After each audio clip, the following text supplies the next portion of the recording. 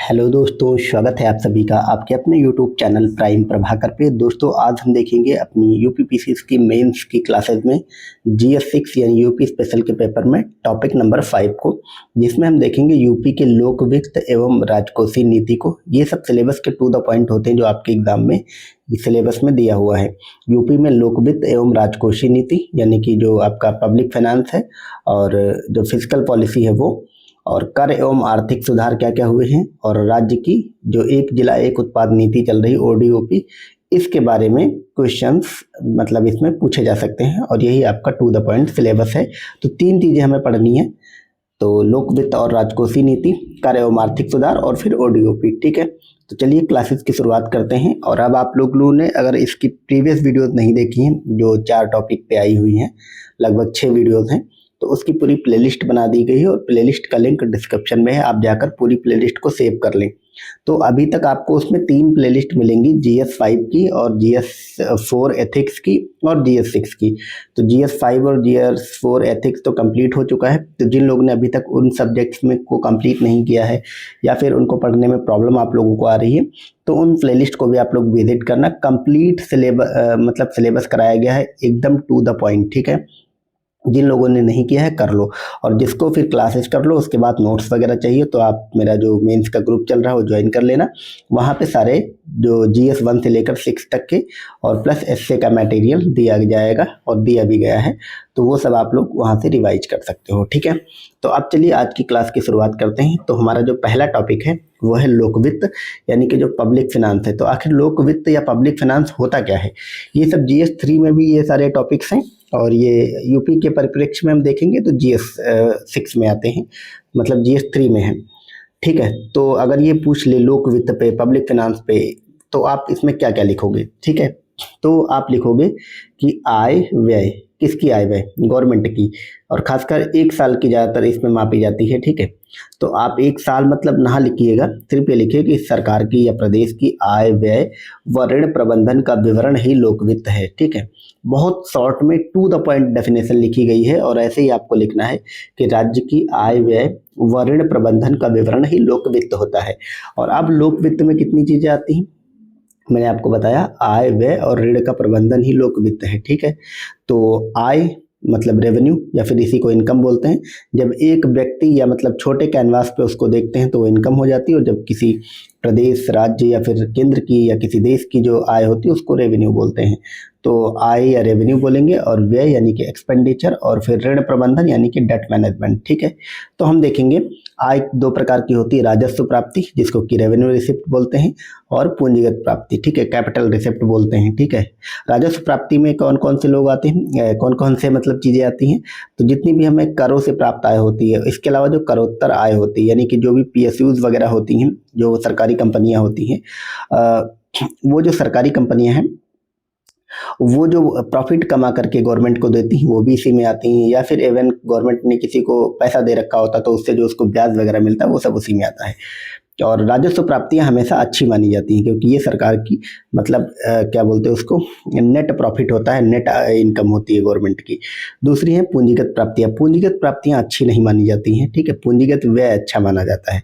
राजस्व प्राप्तियां अच्छी मानी जाती हैं, राजस्व व्यय मतलब खराब माना जाता है किसी भी देश की अर्थव्यवस्था की हेल्थ के लिए। ठीक है, ये सब चीज़ें प्रीलिम्स में इस पे क्वेश्चन बनते हैं, मतलब ये सारी चीज़ें दे दी जाती हैं और पूछा जाता है निम्न में से कौन राजस्व प्राप्तियों में शामिल नहीं है, या फिर कौन पूंजीगत प्राप्तियों में या पूंजीगत व्यय में शामिल है। इस तरह के क्वेश्चन प्रीलिम्स के स्तर पर बनते हैं। लेकिन यहाँ पे भी जब आप आंसर लिखोगे मेंस में तो एक एक एग्जाम्पल जरूर डाल देना कि आखिर इनमें क्या आएगा, क्योंकि अगर लोक वित्त पर क्वेश्चन आएगा तो यही सारी चीज़ें आपको लिखनी पड़ेंगी। ठीक है, तो पूंजीगत प्राप्तियों में ऋण की वसूली हो जाएगी। ठीक है, जैसे आपने किसी को उधार पैसा दिया, ठीक है, और उधार पैसे के बाद वही पैसा आपको वापस मिल गया, तो वो आपकी पूंजीगत प्राप्ति है। उसमें ऐसा कुछ नहीं कि आपने कुछ नेट प्रॉफिट कमा लिया। नेट प्रॉफिट क्या है, उस पैसे पे जो आपको ब्याज मिला होगा वो, लेकिन आपको अगर मूलधन मिल रहा है वो आप ही का पैसा है, वो आपको नेट प्रॉफिट में नहीं आएगा, तो पूंजीगत प्राप्तियां। इसके अलावा उधार व अन्य जो देयताएं हैं, वही बात जो मैंने बोला, आप किसी को उधार दिए, वो जो पैसा मिल गया वो पूंजीगत। और विनिवेश से प्राप्त आय भी पूंजीगत प्राप्तियों के अंतर्गत आता है। विनिवेश क्या होता है, गवर्नमेंट की जो सरकारी पीएसयूज हैं या पब्लिक सेक्टर यूनिट या फिर गवर्नमेंट की जो भी कंपनियां हैं, जो सरकारी कंपनियां कही जाती हैं, उनको सरकार बेच दे या फिर उनमें अपनी जो हिस्सेदारी है वो बेच दे, तो उससे जो प्राप्त आय होती है वो भी पूंजीगत प्राप्तियों में आती है। मैंने बताया ना, पूंजीगत प्राप्तियां अच्छी नहीं मानी जाती। तो कहीं ना कहीं अगर आप अपना विनिवेश कर रहे हो, अपना मालिकाना हक छोड़ रहे हो, किसी कंपनी को बेच रहे हो, सरकारी आय को, सरकारी संपत्ति को, उससे आय प्राप्त हुई तो वो अच्छी नहीं होगी, क्योंकि आपने अपना कैपिटल खो दिया। तो ये भी ओवरऑल मतलब इसमें आता है। अगला हम व्यय पे चलेंगे, तो राजस्व व्यय। और राजस्व व्यय अच्छा नहीं होता है, पूंजीगत व्यय अच्छा होता है। क्यों? क्योंकि राजस्व व्यय आपके हाथ से, गवर्नमेंट के हाथ से चला जाता है, उससे अर्थव्यवस्था में कुछ भी नया क्रिएट नहीं होता है, ठीक है, इसलिए उसको अच्छा नहीं माना जाता। तो ब्याज अदायगियाँ इसमें शामिल होती हैं। तो जब भी सरकार ब्याज लेती है, ब्याज पे पैसा लेती है और ब्याज चुकाती है, तो और आपको पता ही होगा, चाहे प्रदेश की सरकार हो और चाहे देश की सरकार हो, उसका जो बजट में मैक्सिमम पैसा जाता है वो ब्याज चुकाने में जाता है। तो ब्याज अदायगियाँ अच्छी नहीं होती हैं, और सैलरी वगैरह भी जो भी होती है, वैसे सैलरी तो ज़रूरी है, दोगे नहीं तो काम कैसे होगा, लेकिन सैलरी भी राजस्व व्यय में आती है, ठीक। पूंजीगत व्यय, पूंजीगत व्यय मतलब पूंजीगत ऋण की अदायगियाँ, ठीक है।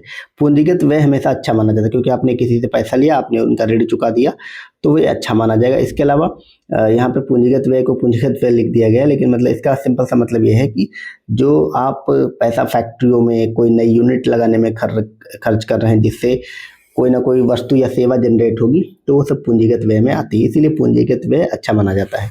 फिर तीसरा है आपका ऋण प्रबंधन, यानी कि डेट मैनेजमेंट। इसमें सकल ऋणग्रस्तता, यानी कि राज्य की जो सकल ओवरऑल जो ऋणग्रस्तता है वो कितनी है, ये सब चीज़ें मैनेज की जाती है। और फिर ऋण की संरचना क्या होगी, कि गवर्नमेंट किस किस तरह से, कहाँ से, कैसे कैसे पैसा उठाएगी, पैसा लेगी, वो सब ऋण मैनेजमेंट में, मतलब ऋण प्रबंधन में आता है।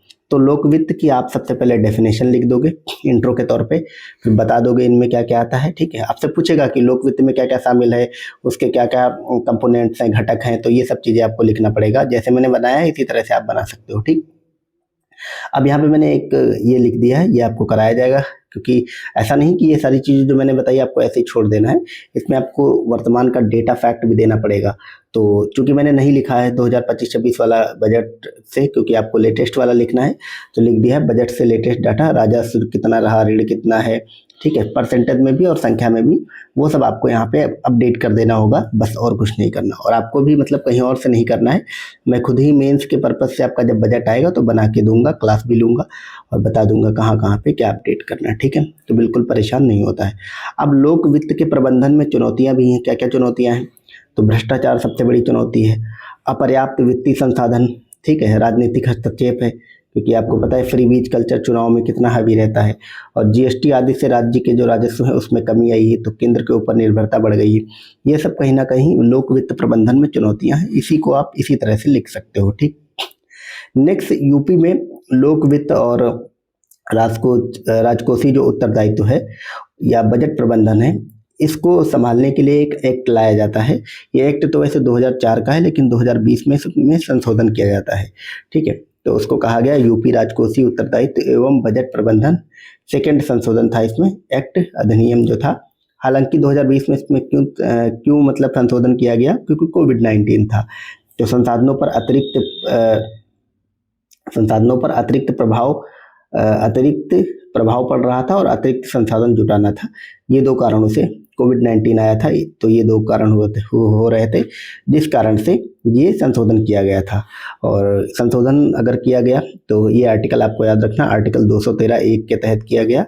और 2020-21 में राजकोषीय घाटा जो है, फिस्कल डेफिसिट, उसको प्राक्कलित जो जीएसडीपी है, राज्य की जो सकल घरेलू उत्पाद है, उसकी 5% सीमा बनाई रखी जाएगी। मतलब इसमें यही कहा गया कि राज्य की जो भी सकल घरेलू उत्पाद जो जीडीपी है राज्य की, उसका 5% से ज़्यादा जो का लोन राज्य नहीं उठाएगा, बस सिंपल सा ये मतलब है।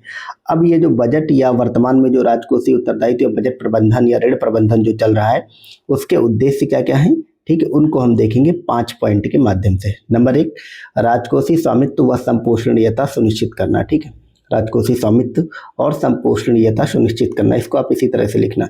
संचालन अड़चनों, यानी जो नीतियां हैं उनको दूर करना, नीतियों में जो अड़चने हैं संचालन में, उन सबको दूर करना। उधारों, प्रतिभूतियों, ऋणों, घाटों आदि पर सीमा निर्धारित करना।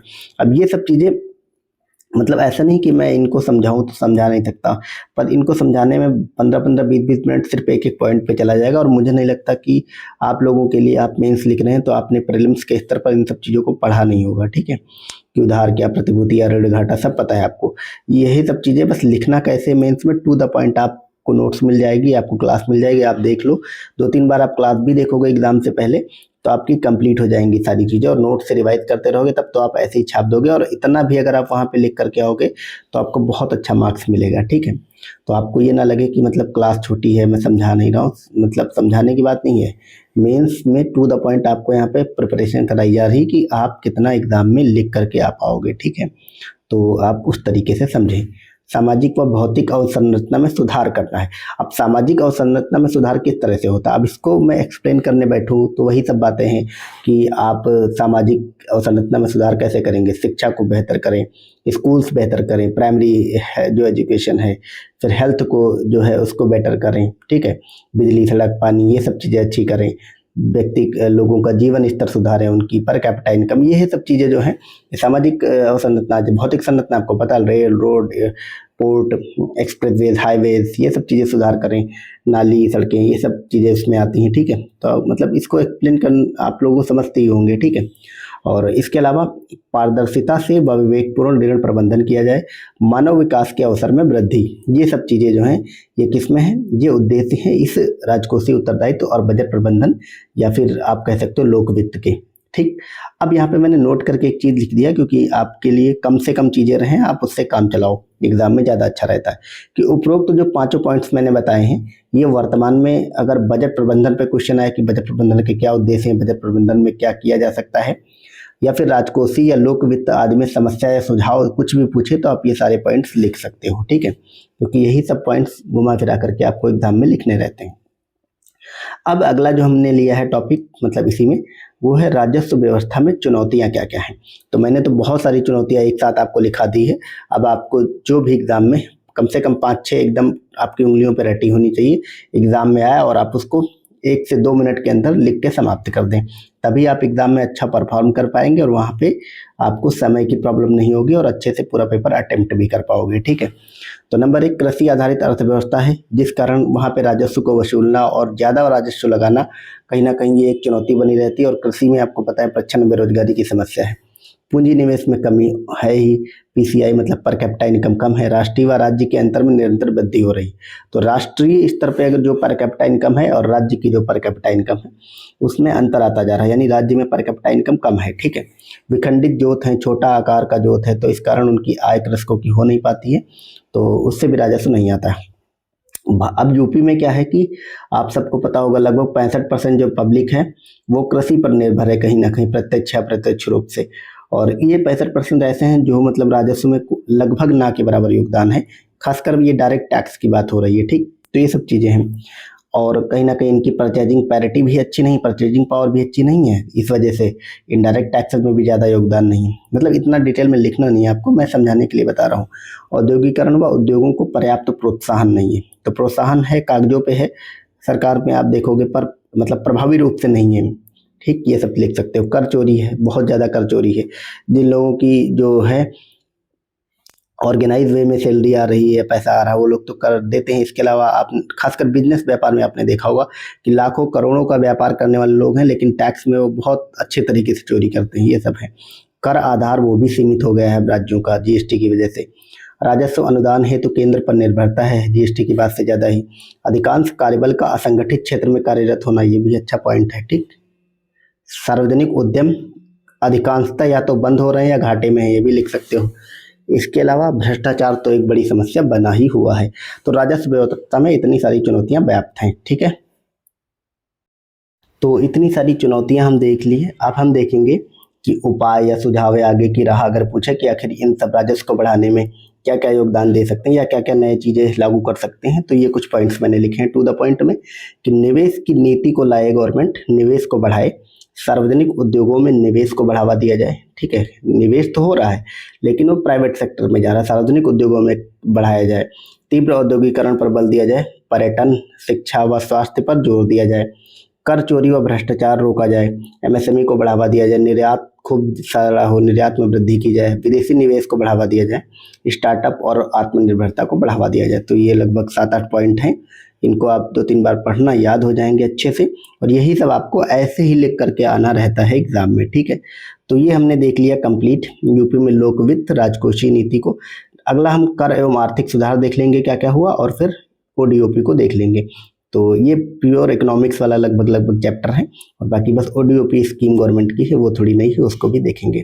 तो यूपी में कर एवं आर्थिक सुधार क्या क्या हुए हैं उसको अगर देखें तो जीएसटी नंबर 1 पे है, और जीएसटी में एसजीएसटी राज्य लगाती है। तो अप्रत्यक्ष कर प्रणाली को आसान बनाया गया है, सिंगल विंडो सिस्टम लगाया गया। इसके तहत क्या हुआ, निवेश या फिर ईज ऑफ डूइंग बिजनेस जो है उसको अच्छा किया गया, यूपी के रैंक्स में सुधार हुआ, हम कई बार इसको कर चुके हैं ऑलरेडी।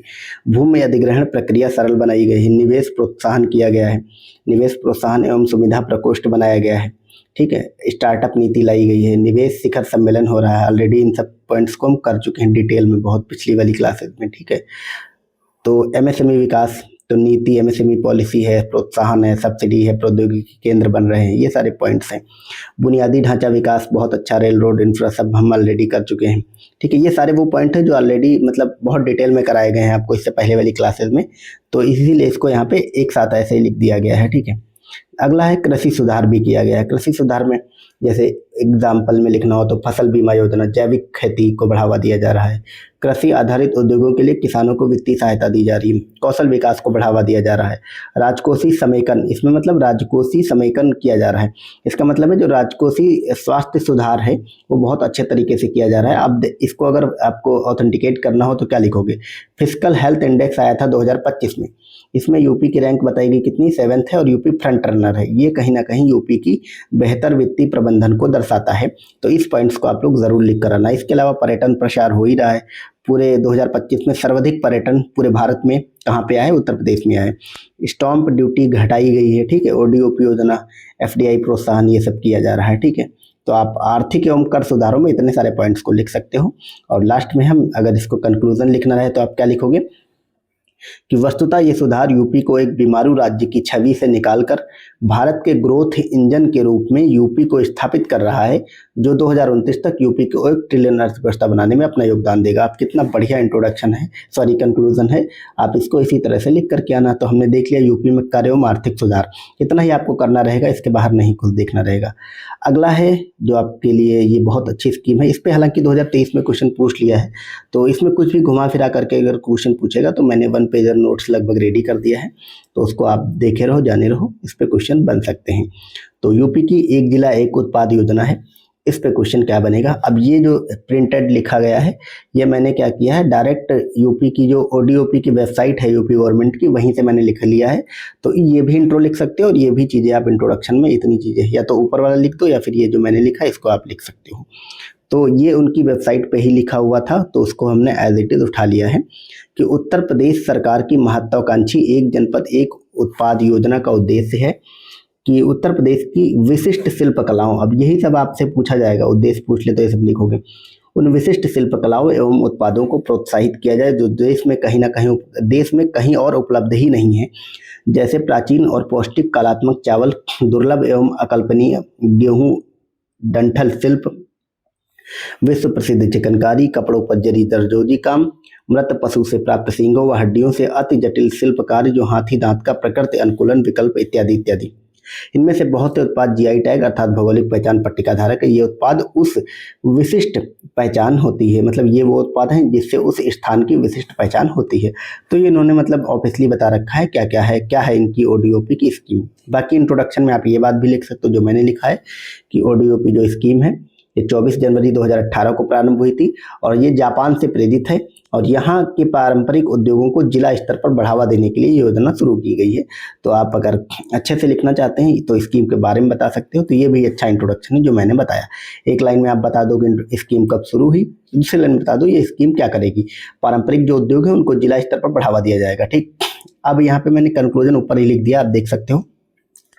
कंक्लूजन पॉइंट में आप क्या लिखोगे, 2 चीजें आप लिख देना इस तरह से कि जो एक जिला एक उत्पाद नीति है ओडीओपी है, वो गांधी जी के जो कुटीर उद्योग का सपना था वोकल फॉर लोकल जो वर्तमान में चल रहा है इसके अनुरूप है। ये जो स्कीम है कहीं ना कहीं गांधी जी के कुटीर उद्योग और वोकल फॉर लोकल जो नारा है, कैंपेन है, उसको समर्थन करती है। इसके अलावा यह स्कीम अंततः आत्मनिर्भर यूपी से आत्मनिर्भर भारत का मार्ग प्रशस्त करेगी। इस तरह से आप कंक्लूजन लिखा करिए, ठीक। अब वही है, मैंने यहाँ पे देखो अपने नोट से लगा दिया है कि ओडीओपी के घटक अगर पूछे तो इसके तहत क्या क्या किया जाएगा। तो उत्पाद का चयन होगा, उसकी ब्रांडिंग पे काम होगा, कौशल विकास किया जाएगा उस उत्पाद के लिए, ऋण व अन्य वित्तीय सहायता सरकार उपलब्ध कराएगी। विपणन और बाजार तक पहुंच सुनिश्चित करेगी। ई कॉमर्स कंपनियों, ई नैम और हॉट, फ्लिपकार्ट, इन सब के द्वारा बुनियादी ढांचा सुनिश्चित किया जाएगा। तो जिला स्तर पे CFC सेंटर बनाए जाएंगे, मतलब ये कम्युनिटी फैसिलिटी सेंटर इस तरह के बनाए जाएंगे, ठीक है। और डिजिटल एकीकरण किया जाएगा। तो ये सब कुछ घटक हैं ODOP योजना के। फिर उद्देश्य अगर आपसे पूछे तो संतुलित क्षेत्रीय विकास, बैलेंस्ड रीजनल डेवलपमेंट को बढ़ावा दिया जाएगा। स्थानीय रोजगार के अवसर पैदा करना, ये भी एक उद्देश्य है। ग्रामीण सशक्तिकरण किया जाएगा। निर्यात को बढ़ावा देना, आत्मनिर्भर भारत अभियान का समर्थन करेगा। स्थानीय कला और संस्कृति को संरक्षित करना। तो ये ODOP के उद्देश्य में आप लिख देना, ठीक। अब यहाँ पे कुछ आप लोग एग्जाम्पल भी दे देना। तो जैसे मैंने कुछ लिख दिए, बाकी आपको पता ही होगा हर एक जिले के लिए एक उत्पाद का चयन हुआ, तो आप कोई भी जिला दे सकते हो। आप लोग अपना अपना जिला वो भी बता सकते हो। और आप लोग एक काम करो, कमेंट करके, आप लोग कुछ मत करो, कमेंट करके अपना अपना जो जिला है आपका, और आपका जिला किस, मतलब आपके जिला जो है ODOP के तहत किस उत्पाद के लिए चयनित हुआ है, तो आप लोग अपने जिला कमेंट करो। और वो ODOP के तहत किस उत्पाद के लिए चयनित हुआ वो कमेंट करो। तो और बाकी लोग जो वीडियो देखेंगे तो अपना तो कमेंट करेंगे ही, और दूसरा उसमें बाकी जो अन्य लोग जो कमेंट करेंगे उससे आप लोग देख भी लेना एक दूसरे के जिले में, तो आप लोग वो वाले एग्जाम्पल भी कोट कर देना, ठीक है। जैसे गोरखपुर को अब हमने तो 2-4 लिख दिया है, आप लोग बाकी कमेंट करके ज़रूर बताओ, ठीक है। गोरखपुर टेराकोटा के लिए, और मूंज उत्पाद के लिए अमेठी को चुना गया है। पीतल मुरादाबाद, कालीन भदोही संत कबीर नगर जिसको बोलते हैं, खेल सामग्री के लिए मेरठ को। तो ये मैंने कुछ बता दिया। और एक काम करना आप लोग, जब भी इस पे क्वेश्चन आए तो जो भी आप लोग एग्जाम्पल लेना, यूपी का इस तरह से मैप बनाना और उस पर लोकेट कर देना कि यहाँ पे ये चीज़ है, ठीक है। और बाकी ये लोगो है ODOP का ऑफिशियल, उस पर था, वन डिस्ट्रिक्ट वन प्रोडक्ट, ठीक है। तो ये इतनी चीज़ें हो गई। नेक्स्ट लास्ट में हम देख लेते हैं ODOP का महत्व और चुनौतियाँ। महत्व चुनौतियाँ इस तरह से भी आप बना सकते हो, जो डायग्राम इसमें बना है। ऊपर में आप महत्व दिखा देना, चुनौतियों को नीचे में दिखा देना। तो महत्व में स्थानीय उत्पाद व शिल्प को बढ़ावा देना, रोजगार सृजन करना, GSDP को बढ़ावा देना, MSME को बढ़ावा देना, कौशल विकास को बढ़ावा देना, प्रसंस्करण उद्योगों को बढ़ावा देना। तो ये सब महत्व में आप लिख देना। चुनौतियां हैं वही, प्रभावी क्रियान्वयन नहीं है, बजट इसको उतना नहीं दिया जा रहा जितनी जरूरत है, नवाचार नहीं है, क्षेत्रीय विषमता है, कार्यालयीय निष्क्रियता, लाल फीताशाही वगैरह, ये सब चुनौतियां हैं, ठीक। तो इसी तरह से आपको करना होगा। और अगर यहाँ पे मैंने देखो ये लिख रखा है ODOP 3 ना आधारित बने, मतलब ODOP को 3 ना आधारित, ये ना का मतलब नहीं या नॉट वाला नहीं है, ये ना का मतलब ये एक तरह से एक्रोनैम्स है कि ना से निर्यात, ना से निवेश और ना से नवाचार। यानी कि ODOP सुधार पूछे तो आप क्या लिखोगे, ODOP निर्यात आधारित हो, निवेश आधारित हो, नवाचार आधारित हो, ये सब ODOP 3 ना आधारित हो, ठीक है। ये सब मतलब एक्रोनैम्स है, आप यूज कर सकते हो। तो मुझे, और कंक्लूजन हमने देख ही लिया। तो मुझे नहीं लगता कि इसके बाहर कुछ भी आपके एग्जाम में, मतलब ODOP से क्वेश्चन पूछेगा तो आप नहीं कर पाओगे, ठीक है। तो ये बहुत अच्छे तरीके से हमने इस क्लास को कवर कर लिया, लगभग 20 से 21 मिनट की वीडियोज में। और अब हम मिलेंगे अगली क्लास में कल। और बाकी जो लोग नोट्स वगैरह चाहते हैं कंप्लीट GS 1 से लेकर 6 तक इसी तरह के short note to the point plus essay का मटेरियल, तो आप लोग क्या करो, कुछ मत करो, डिस्क्रिप्शन में मेरा नंबर दिया गया, उस पर आप व्हाट्सएप कर लो, मैं बता भी देता हूँ। 7007656697, ये व्हाट्सएप नंबर है, इस पर आप मैसेज कर लो और आप लोग को बता दिया जाएगा कैसे ग्रुप से जुड़ना है, और आपको ग्रुप से जोड़ दिया जाएगा। मेंस के कंप्लीट आपकी तैयारी वन स्टॉप सोल्यूशन के रूप में यहाँ पे हो जाएगी, ठीक है। तो मिलते हैं अगली वीडियो में। Thank you.